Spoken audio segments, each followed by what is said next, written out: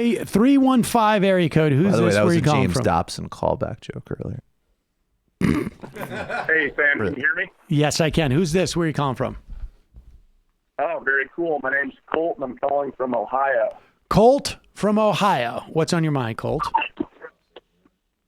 That's right. This is actually pretty funny. I'm in my office currently, so I got to shut the door. I apologize. But basically, my brother is a fan of your show, and I don't know much about your show, so I tuned in for the first time today, and he said libertarians should call in and get roasted, and I'm a libertarian, so I figured I'd give you a buzz. I appreciate that. I'm glad you've shut the office door. Now, Colt, will you just help me out here? Let's start it this way, because every time I speak to a libertarian, they are a specific type of libertarianism. Will you tell my audience and me what it means to you? Like, what is a libertarian?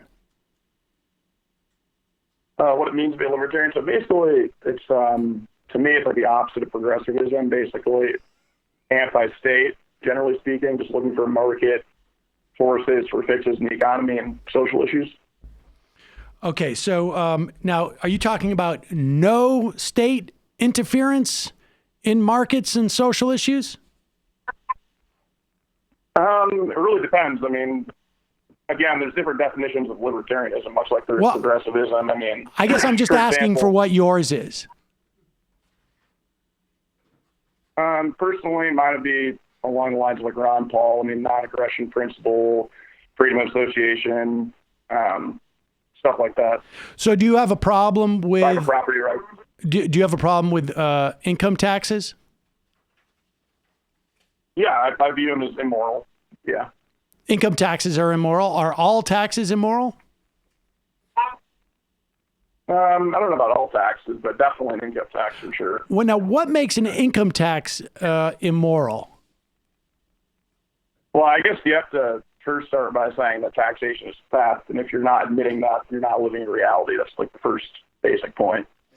And now, it's theft of what? Your money? Correct. And moreover, let me ask you a question. Is it really your money? Is my money my money? I think you answered your own question there, Sam. Can you burn it? Sure, if you're stupid. No, but I mean legally? I mean, if your overlords say you can't and you're breaking a law, I assume not, but you could. Well, did you print it? No. You realize that the reason why that U.S. currency has value is because the U.S. government will only take U.S. currency to pay for taxes. Like, I mean, how do you and I agree on the U.S. dollar as the currency we're going to use?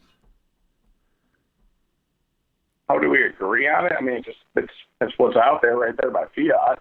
Well, what do you mean out there by fiat? Like, it's not like God is making these. The U.S. government is making the dollars. And why does it have value in this country?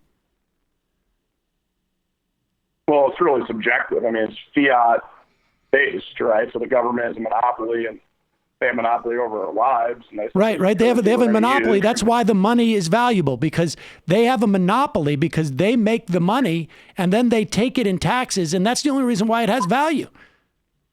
And the reason why it has value is because if they don't take it in taxes and they don't have a monopoly of force over whether we pay it in taxes, then it wouldn't have the same value.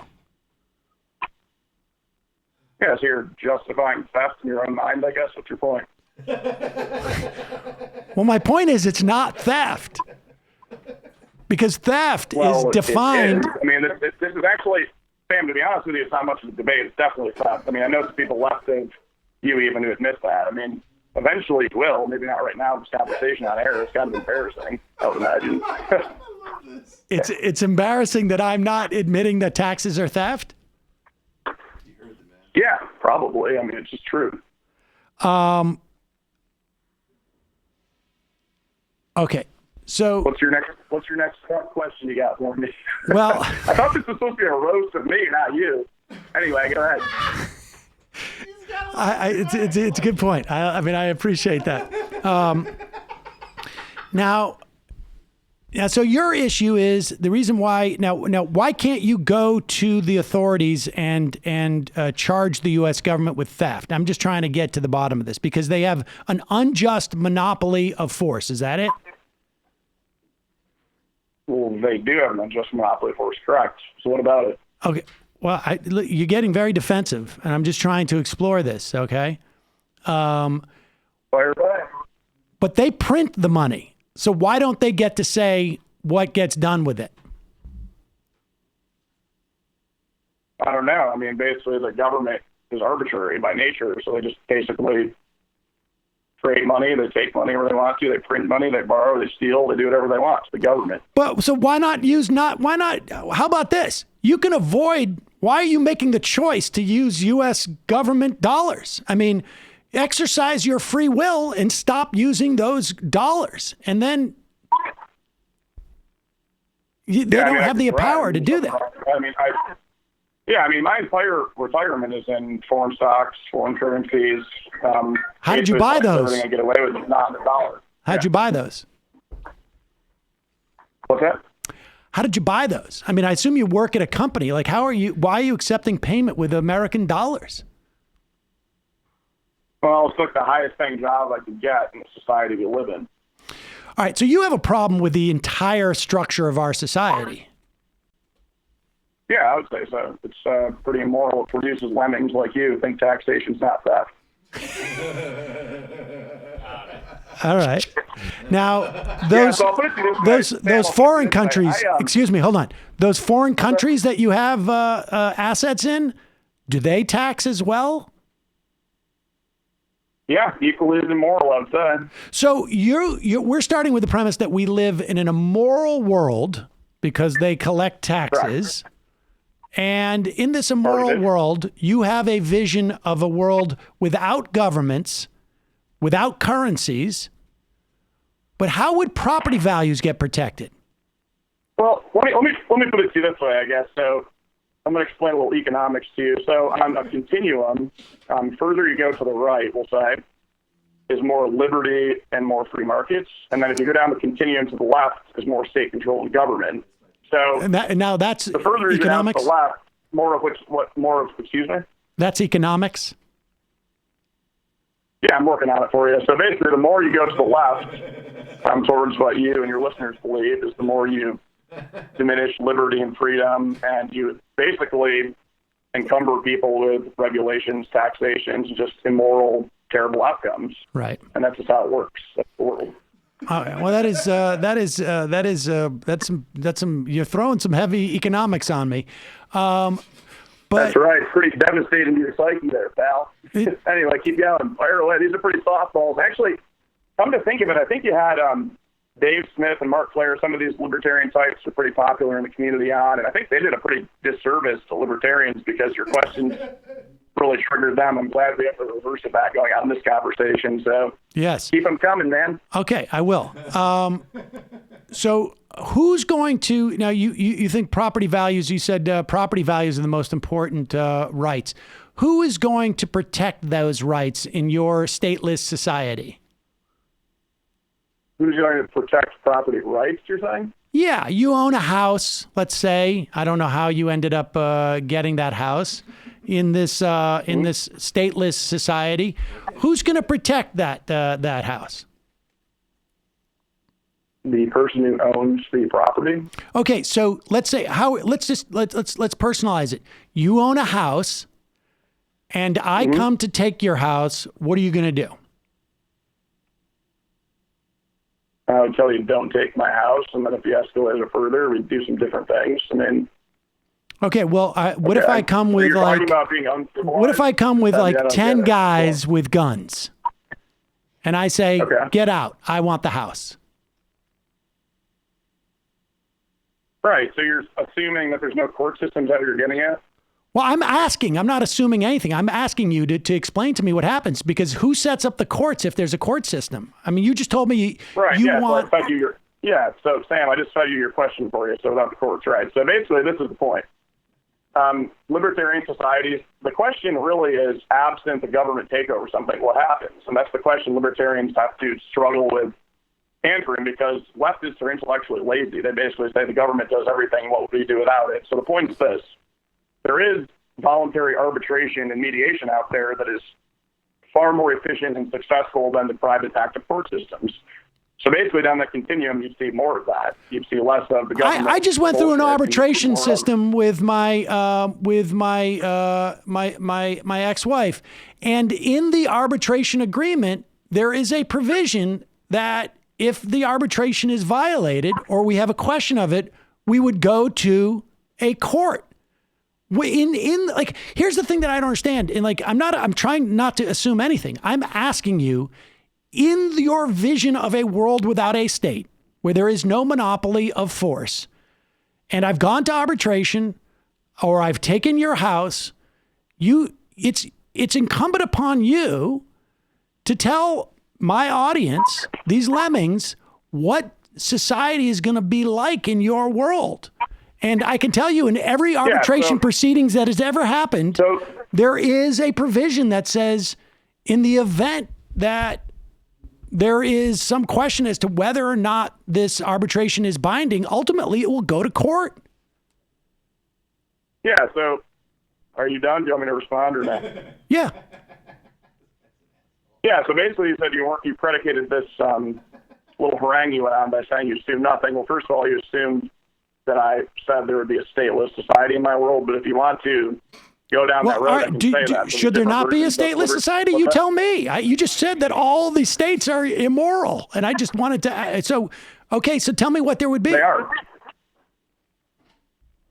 In lieu of the court system, you're saying? No, I'm saying, like, I've given you a sense. I've given you a scenario where you and I have a conflict. And you say that there are certain rights that you think should be protected. I'm asking you, how are those rights protected? Yeah, so in a minarchist version of libertarianism, there is a government apparatus. And then in a full-blown anarchist, it's just purely the voluntary court system to arbitration, mediation, what have you, whatever there's... Which one are you? I'm asking for your opinion. My opinion of what it should look like? Yeah. Yeah, I mean, ideally, I guess the first thing I would say before I give my opinion, because it's important to reference it this way. So the reason society is the way it is there always has to be somebody in charge and always has to be somebody in power in terms of what Democratic voters think, right? So people like left, especially, they like to say we need a certain person in charge, and by all means, if we get the right person, everything. Why do you have to keep characterizing what the left thinks? Forget what the left thinks. I know what the left thinks. I talk about that stuff all day. Why don't you tell me what you think? Of what the court system look like again? Yeah. What anything would look like. Why won't you just... I'm literally asking you the least loaded question possible, which is, give me your vision for society. You think our society today, that our government steals your money. Yeah, I can give you that. Yeah, I can give you. So despite your shouting, it's a little bit muffled. I can give you my vision of society. So basically, what it would be is voluntary interaction, basically, which is just the market economy, right? I mean, people talk about greedy capitalists. At the end of the day, it's just voluntary consumption and voluntary production. I would just look for mostly that, and everything to be decentralized. So the point is this: there's the theory of subsidiarity, which basically means if a single individual can't handle something on their own, then they look to their family, then they look to churches, they look to nonprofits, municipalities, localities, they move on up. The problem is, like, the great Leviathan we have, the federal government, is what people like Bernie Sanders, his whole charade, look to solve all the problems, when we really just need rapid decentralization. I mean, we really don't need a country like the United States at all. I mean, we have different cultural areas that need to be represented differently, and the top-down approach. So, like, feudalism. What's that? Well, you're talking about a completely decentralized country with sort of almost like little fiefdoms, and I'm still asking you, we still have the same problem. Who is going to, you're saying everything is voluntary. Well, that's fine, but presumably you're going to enter into contracts. They can be voluntary, but people have disagreements all the time in contracts that they enter voluntarily. Who will adjudicate that? the arbitration mediation setup within the And Marquis what County. if I mean, it's and micro- what if I decide not to abide by the arbitration mediation? Do they have a police force? Yeah, and this is where Dave and I can answer the questions. I'm not afraid to answer them because they're more difficult. And like I said, is I know liberals everybody pretty else lazy. sucked. The You're the best. government can take care of it. But Here's the listen, deal. There's, I'm asking let me you. put it to you this way. Someone has a monopoly of force in your system, correct? Right? Or is it just that we have No. competing armies and the strongest one wins? There is no monopoly of force. So I appreciate you cutting me off. I guess. Do you want me to answer the question about the private security? I guess. Is that what you're looking for? Yeah.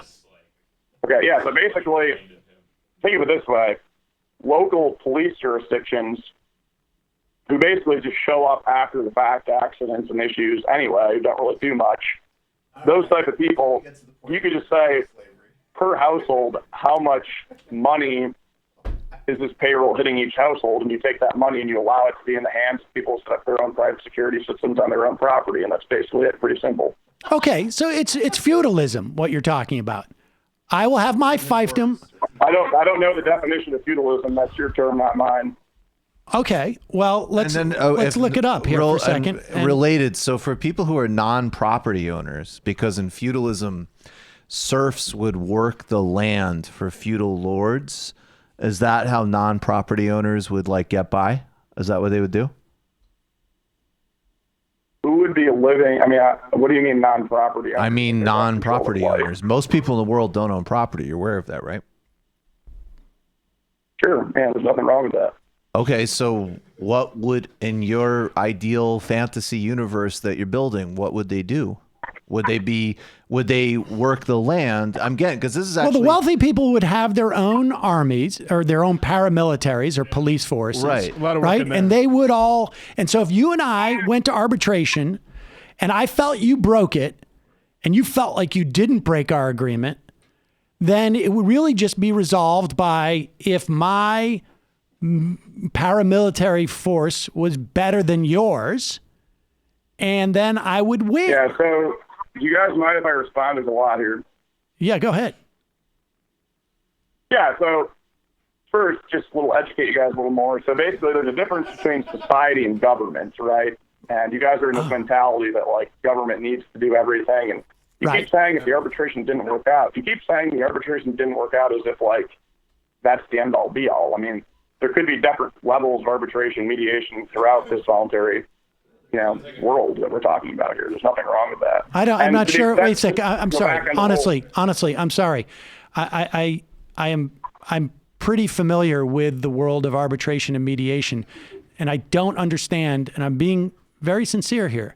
I don't understand what you mean that there are different levels of mediation arbitration. Are you saying that if we go to the first round of arbitration, we come to an agreement, we both sign this agreement, we have a contract, I feel you violated it, we go to another arbitration, you feel that you didn't, maybe we get it resolved there, and then you violate it, or I feel you violated it afterwards. At one point, there has to be a backstop. There has to be someone who says, this is how we're going to enforce this contract. So, basically, like I said, so for people who are just living in residential communities or what have you, or departments, maybe they belong to HOAs because they'd be a lot more prolific, where there's waste management and, management of their roads and properties, internally through self-governments in those communities.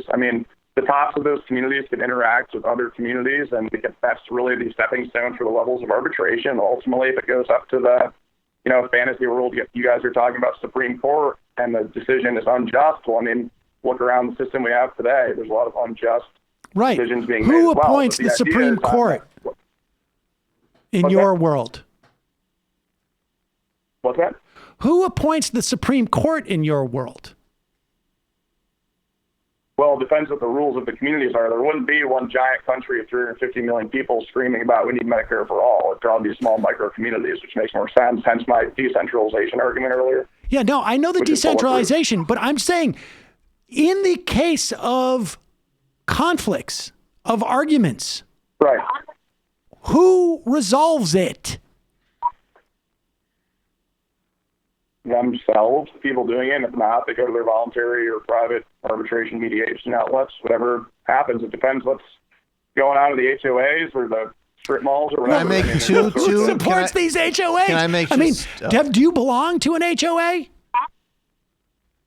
I personally don't. Okay, I've belonged to things like that. I owned a co-op apartment at one point. Okay. Sure. Now, if I violate the rules of the co-op, okay, the co-op board can say, we're going to evict you. And I could say, no, you're not. I'm going to stay here because I happen to know all you people on this co-op board and you're weak. You cannot evict me. Right. I can physically beat you up. And they say, no, we're going to call the police. And then the police come and they have a monopoly of force. And they say, you've got to leave the premises. But in your scenario, what happens? The co-op has its own private police force. But what if I have my own private police force that fights that private police force?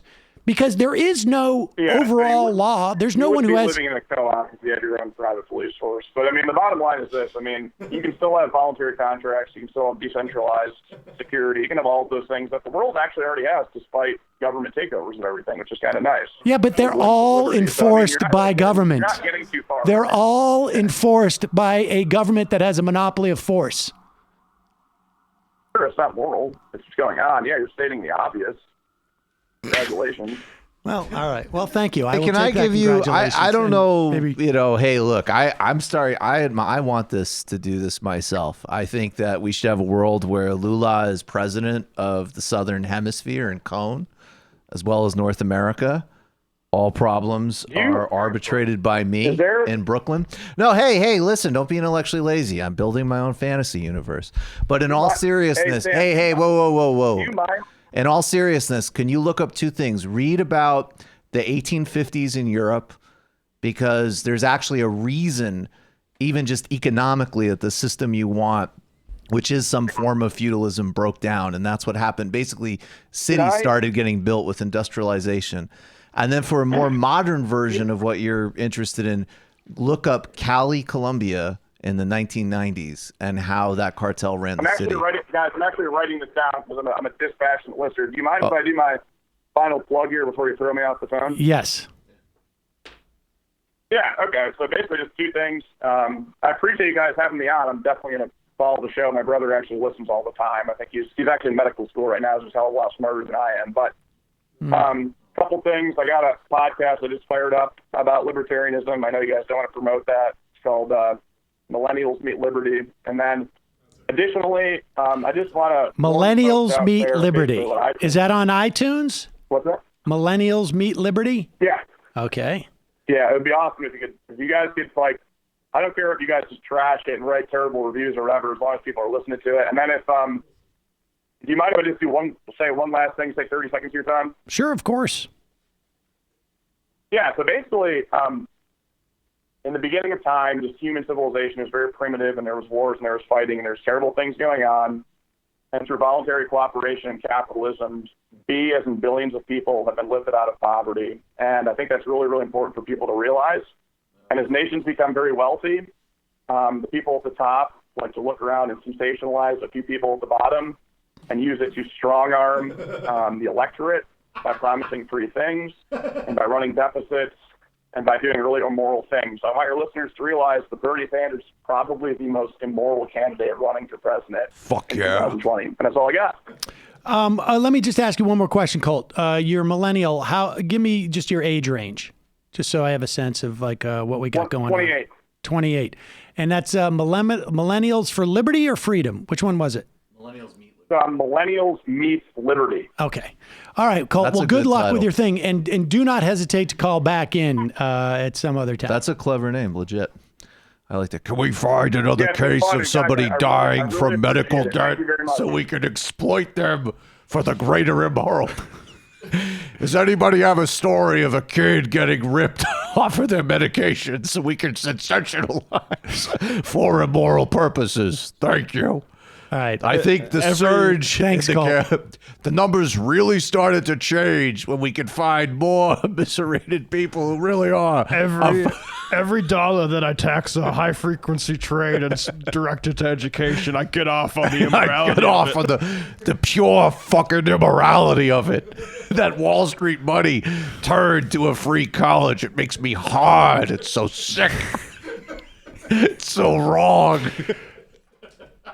I'm trying to look up. Jesus.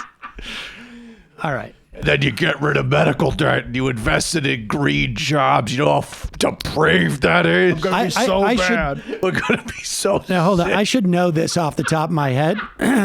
But theft, the definition of theft is to steal something. The definition of stealing is to take without permission or legal right. Now, here's the problem. Here's the problem with Colt's perspective on this. Law is a function of government. It is a function of government. It is law can only be enforced. It's not voluntary. It's law. You can either voluntarily comply with the law or not, but law is not voluntary. It is a law. That's hilarious. It means that there will be consequences, legal consequences if you do it. The law is set up by government. If the government passes a law that says taxation is legal, guess what? It's legal. Now, you could say it's immoral. You should not be able to set up a currency that you then disseminate and create value by taxing it. You could say that's immoral, and I don't know. It's a function of your system of morality. Is there any way we could cover more people with health care? But it's just a fact. It's just a fact. It's not theft. It is not theft. That is a fact. You can say that it's immoral for governments to pass laws that say you can tax. But that's, in my mind, silly, because if they didn't tax, then the money that you have in your pocket would be worthless. You know what I'd like?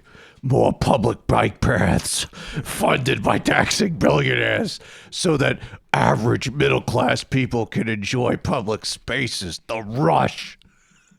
The pure amorality of it. Shame me for it. Shame me. This is important.